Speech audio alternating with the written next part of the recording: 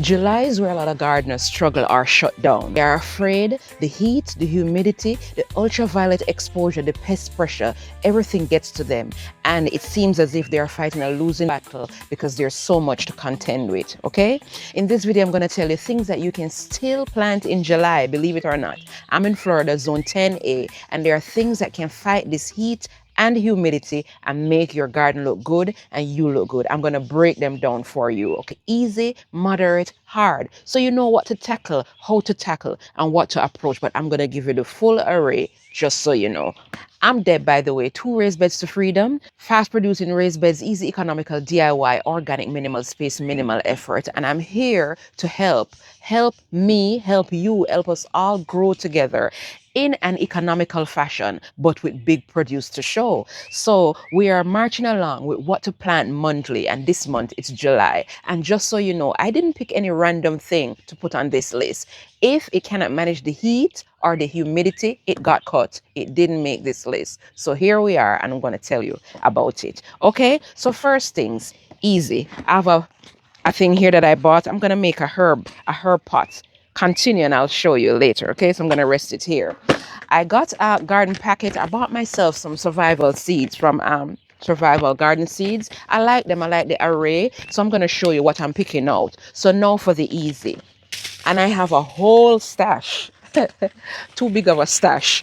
Some I already planted, but here we have. Okay, so for easy, you have okra. Okay, this is good, and this classifies in the plant it and walk away. You can plant it, walk away, it will still grow because it can manage the heat, it can manage the humidity, and the soil, even if it dries out, it can manage drought, so it can go for long periods without being watered. So this is okra. Okay, and I have beans as well. These are asparagus beans. I had to replant some beans, and these have already took off. Okay, I have one here, and I have 2, 3, I have 4, and they're going to take this trellis system here and continue. Just so you know, there's an underrated one, the roselle, the hibiscus. Okay, that is not a true veggie. Of course, the flower itself is really good and valuable, but it can manage the heat, it can manage the humidity. I don't have a seed packet here, but I have a plant that survived, tough as nails, and I can officially tell you it can also survive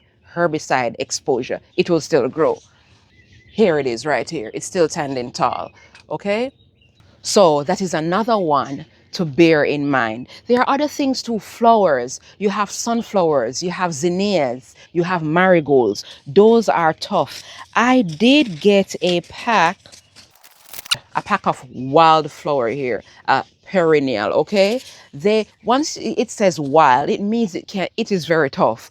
With attention, without attention, it will still grow. So like this, something like this, if you get it in a pack of seeds, as I just got it as a part of these survival seeds, these are good for this time of year. Okay, so there goes the easy. Okay, so you can determine, you can still grow those, you will still have a lush garden because they will survive. We're moving on. Moderate.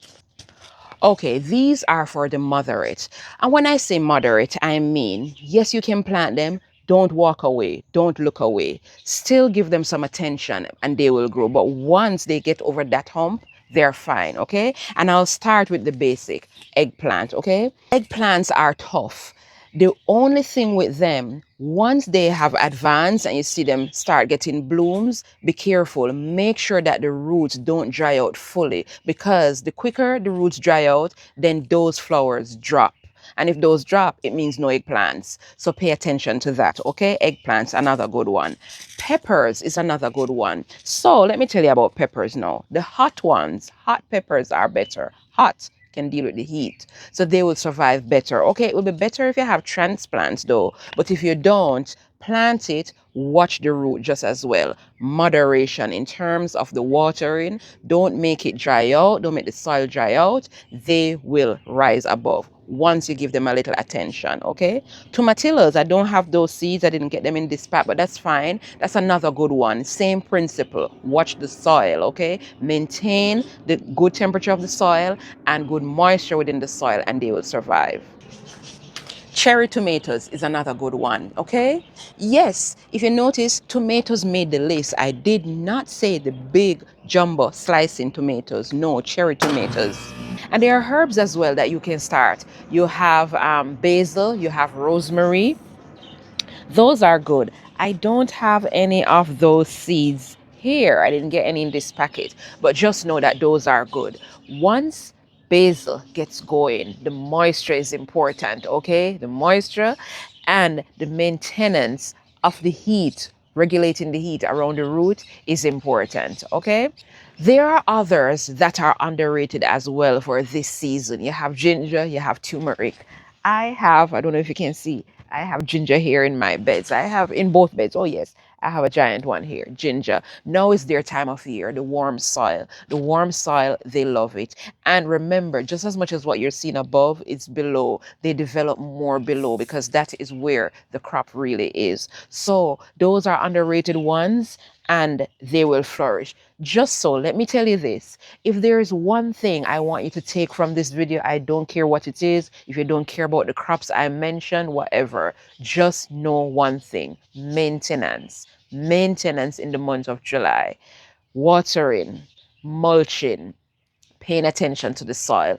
Those are the three things. If you don't care about anything else, just know that for the month of July, okay? So now we're moving on to the hard ones, okay? The hard ones that if you don't want to touch, it's fine. I know I won't be touching them, but just bear these in mind. So you have tomatoes, okay? The large slicing tomatoes, the large varieties. Stay away from these. Now yes, it is hot. They need moist soil, they need warm soil, not hot soil, okay? So at this time of year, it will be harder for them to germinate. So it will be best for you not to touch it. And even if you see transplants, just take a look at any big box store. Walk into one of them, okay? And when you walk in, you'll notice that there's a pile high of tomatoes, for example. Nobody's touching them because what happens now, even if you plant those transplants, the pollen, the flower, they will drop. Above 90 degrees is a problem. And like now, I know today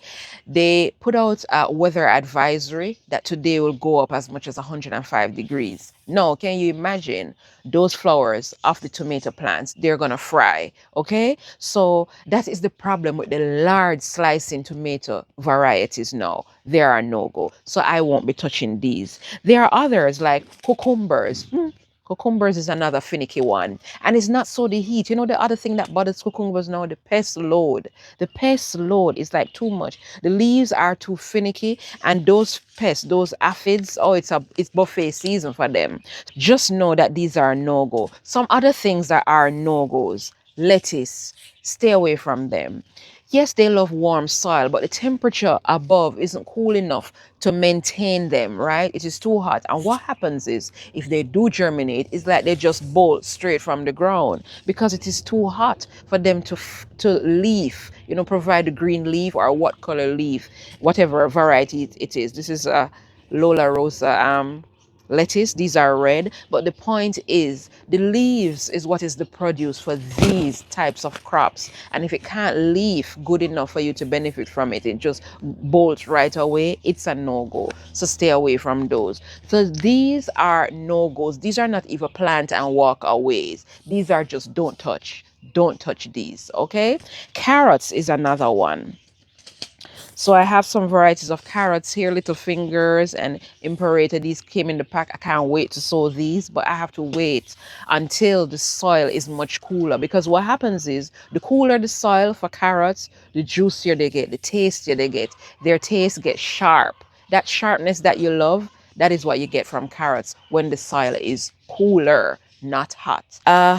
Bell peppers is another one. So, of course, I mentioned hot variety peppers before, which are plant, but watch. Bell peppers, these are big. They're big, not hot, but they cannot take the heat. And even for transplants, it is still a fight. You still have to watch it. Okay? So that is the problem with big with bell peppers. So that is my small take here. Okay? So In the month of July, some things are very important for you to have. Now is the time for shade cloth, like 50%, a 50% shade cloth, that is good.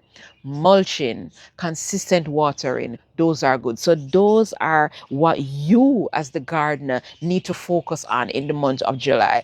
And you might not want to hear this, but believe it or not, in the month of July, the garden is not dependent on the plants. They're dependent on you and what you do, how well you mulch, how deeply you water, and how much you stay consistent with the watering. So all of that decides your garden for the month of July. I hope these tips, these inputs, these plants, what you can plant, your okras, all of those. No to the bell peppers, don't do it. Your wildflowers, these are go, you need those pollinators now as well.